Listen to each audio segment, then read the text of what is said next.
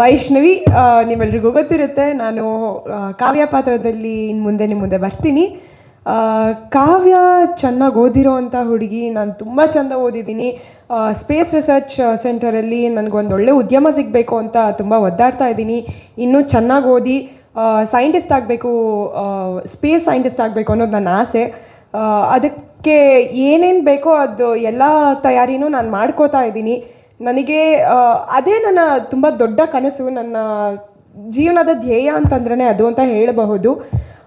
ನಾನು ಹೇಗೆ ಅಂದರೆ ನಾನು ಹಳ್ಳಿನಲ್ಲಿ ಜಾಸ್ತಿ ಇದ್ದಿದ್ದಿಲ್ಲ. ಯಾಕೆಂದರೆ ನಾನು ಓದಿದ್ದು ಬೆಳೆದಿದ್ದು ಎಲ್ಲ ಬೆಂಗಳೂರಲ್ಲಿ, ಊರಿಂದ ಆಚೆ ನಾನು ಓದಿದ್ದು.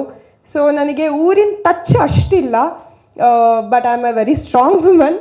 ತುಂಬ ಸ್ಟ್ರಾಂಗ್ ಇದ್ದೀನಿ, ನಾನು ಏನೇ ಬಂದರೂ ಎದುರಿಸ್ತೀನಿ. ಬಟ್ ಎಲ್ಲೋ ಒಂದು ಕಡೆ ಮೃದು ಸ್ವಭಾವ ಇದೆ, ಸಾಫ್ಟ್ ಹಾರ್ಟೆಡ್ಡು. ಎಲ್ಲೋ ಒಂದು ಕಡೆ ಎಮೋಷನ್ಸಿಗೆ ನಾನು ಬೆಲೆ ಕೊಡ್ತೀನಿ. ನಾನು ಒಂದು ಸ್ವಲ್ಪ ಎಮೋಷ್ನಲ್ಲು. ಬಟ್ ಏನೇ ಆಗಲಿ ನನ್ನ career comes the first for me.